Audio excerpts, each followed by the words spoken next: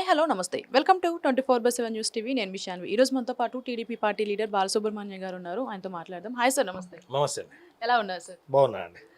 Sir, మన Andhra politics కోసం మాట్లాడుకుంటే అప్పట్లో వైసీపీ చాలా మంది విమర్శించేవాళ్ళు టీడీపీ వాళ్ళని కానివ్వండి, జనసేన పార్టీని కానివ్వండి. మళ్ళీ రీసెంట్గా శ్యామల గారు అండ్ అలాగే మొత్తం రీసెంట్గా మన రోజా గారు కూడా మళ్ళీ వైసీపీ కోసం మాట్లాడడం జరుగుతుంది. ఐ మీన్ టీడీపీ కోసం మాట్లాడడం జరుగుతుంది. అంటే ఏంటి మళ్ళీ వైసీపీ సోషల్ మీడియా బ్యాచ్ అంతా యాక్టివ్ అవుతుంది అనుకోవచ్చా? అంటే ఇప్పుడు వాళ్ళ నైజం అది. అధికారులు ఉన్నప్పుడు కానీ ప్రతిపక్షంలో ఉన్నప్పుడు కానివ్వండి, వాళ్ళ నైజం ఏంటంటే బురజల్లే కార్యక్రమంలో వాళ్ళు ఆడితేరున్నారు. అంటే అదొక కళ. ఆ కళ అందరు రాదు, వాళ్ళకి బాగా వంట పట్టించుకున్నారు. అయితే వాళ్ళకి మాట్లాడడానికి ఏం లేక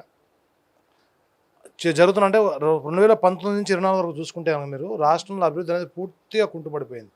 మీరు చూసుకుంటే 2014 నుంచి 2019 వరకు ఆంధ్రప్రదేశ్ రాష్ట్రం ఏర్పడిన తర్వాత చూసుకుంటే ఆంధ్రప్రదేశ్లో అభివృద్ధి అనేది గట్టిగా జరిగింది. అంటే మీకు నేను చెప్పడం కాదు, కనబడుతున్నాయి అక్కడ. అప్పుడు అనంతపూర్ పోతే కియా కానివ్వండి, అట్లయితే శ్రీసిటీకి పోయేసరికి మీకు కొమాట్సు కానివ్వండి, ఇసుజు కానివ్వండి, లేకపోతే అశోక్ లేలాండ్ కానివ్వండి, హీరో కానివ్వండి, హెచ్సిఎల్ కానివ్వండి, ఇట్లా చెప్పుకుంటూ పోతే చాంతాడంత లిస్ట్ ఉంది. అదే 2019 నుంచి 24 మధ్యలో చూసుకుంటే కనుక మీకు చిన్న ఎగ్జాంపుల్ ఇస్తా. అంటే కొత్త పరిశ్రమలు రాకపోగా అంతకుముందు ఏదైతే గవర్నమెంట్ తోటి ఎంఓయూ చేసుకున్నారు వాళ్ళు కూడా వెళ్ళిపోయిన దాఖలలో చిన్న ఎగ్జాంపుల్ ఏంటంటే మీకు ఆ రోజున ఒంగోలు ప్రకాశం జిల్లాలో ఏషియన్ పల్ప్ అండ్ పేపర్ వాళ్ళు ఏషియాలో అతిపెద్ద పేపర్ మిల్ దాదాపు 25,000 కోట్ల పెట్టుబడితో పెట్టడానికి వాళ్ళు ముందరకు వచ్చారు. వాళ్ళు ఎంఓయూ చేసుకున్నారు. జగన్మోహన్ రెడ్డి గారి ప్రభుత్వం ఏర్పడితే వాళ్ళందరూ కూడా రిటర్న్ వెళ్ళిపోయారు. అంటే చిన్న ఎగ్జాంపుల్ ఇస్తున్నాను మీకు. సో మరి అదే రకంగా మీరు ఇవాళ కూటమి ప్రభుత్వం ఏర్పడిన తర్వాత రాష్ట్రంలో కొత్త పరిశ్రమలు రావడానికి ముందరకు వచ్చాయి. పరిశ్రమలు పెట్టడానికి పారిశ్రామికవేత్తలు ముందరకు వస్తున్నారు. సో ఎంఓఏలు జరుగుతూ ఉన్నాయి, కార్యక్రమాలు స్టార్ట్ అవుతున్నాయి. అదే రకంగా మీరు 2019 నుంచి 24 మధ్య కాలంలో అమరావతిలో ఏదైతే పనులు పూర్తిగా ఆగిపోయి ఉన్నాయో ఆ పనులన్నీ మళ్ళీ స్టార్ట్ అవుతూ ఉన్నాయి. పోలవరం పనులు మళ్ళీ వేగవంతం పుంజుకుంటూ ఉన్నాయి. అదే రకంగా మీరు చూసుకుంటే ఏవైతే రోడ్లు పూర్తిగా హీన స్థితికి చేరుకున్నాయి వాటిని పూర్తిగా మరమ్మతులు చేయడం కానివ్వండి, కొత్త రోడ్లు వేయడం కానీ స్టార్ట్ అయ్యాయి. అంటే ప్రతి రంగంలో కూడా అభివృద్ధి పాట రాష్ట్రాన్ని నడిపిస్తుంది కూటమి ప్రభుత్వం. సో ఎక్కడ మనం ఉనికిని కోల్పోతాం ఒక భయంతో ఈ పేటీఎం బ్యాచ్ అనాలని, లేకపోతే ఈ సెల్ఫ్ డబ్బా కొట్టిన బ్యాచ్ అని, లేదా బురద కార్యక్రమం అనేది వాళ్ళు పూర్తిగా మళ్ళీ తెరపైపోయారు. అంతకుమించి ఏం లేదండి.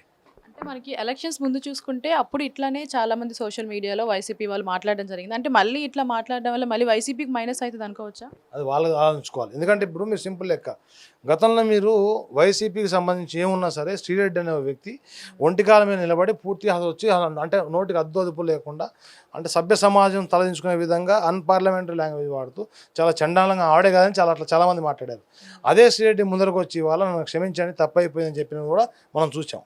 సో శ్యామల గారు ఏదైనా కొత్త పిచ్చోడు పొద్దురు అన్నట్టు వాళ్ళకి కొత్తగా ఏదో ఒక పదవి ఇచ్చారు కాబట్టి ఏదో అలా అధినాయకుడిని ప్రసన్నం చేసుకోవాలి కాబట్టి ఏదో మాట్లాడుతున్నారు తప్పితే ఏం లేదు. ఇక రోజా గారి విషయం అంటారా, మొన్నదాకా ఆవిడ నగరి నియోజకవర్గంలో ఏకపక్ష ఛత్రాపతినం చేశారు. ఇవాళ దేవత నేట గాలి ముద్రకృష్ణనాయుడు గారి చిన్న కొడుకు జగదీష్ గారు మరి వైసీపీలో జాయిన్ అవుతామని ముందరకు వస్తున్నారు. ఎక్కడ ఎవరి స్థానానికి ఎక్కడ ఇబ్బంది అవుతుందో అని చెప్పి ఆవిడ స్థానాన్ని కాపాడే దిశగా అడుగులు తప్పితే అంతకుమించి ఏం లేదండి. సార్, అలాగే మన రీసెంట్ అసెంబ్లీకి మన వైఎస్ జగన్మోహన్ రెడ్డి గారు రావడం జరిగింది. చాలా మంది ఏమంటున్నారు, అటెండెన్స్ వేసుకోవడానికి మాత్రమే వచ్చారు అంటున్నారు. మీరేం చెప్తారు? 200% అండి. ఇప్పుడు ఇవాళ ప్రతిపక్ష హోదాలో హోదా ఉంటేనే అసెంబ్లీలో మాట్లాడాలని చెప్పి ఎక్కడ రూల్ ఉందా? ఇప్పుడు ఈ 11 మంది ఎవరైతే ఎమ్మెల్యేలు ఉన్నారో ఈ 11 మంది ఎమ్మెల్యేలుని ఎన్నుకున్నది ఆ యొక్క నియోజకవర్గ ప్రజలు.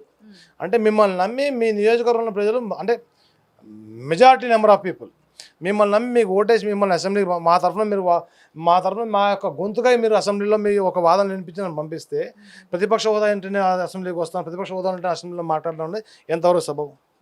అంటే ఇప్పుడు ఇవాళ పార్లమెంటరీ ప్రొసీజర్లు చూసుకుంటే కనుక స్వతంత్రం వచ్చిన నాటి నుంచి ఇవాళ చూసుకుంటే మీరు అసెంబ్లీలో కానివ్వండి లేదా లోక్సభలో కానివ్వండి 1/10 మెజారిటీ అంటే 170 స్థానాల్లో మినిమం 18 స్థానాలు మీకుంటే ప్రతిపక్ష హోదా అనేది బై డిఫాల్ట్ వస్తుంది. ఎవరన్నా కాదని వస్తుంది.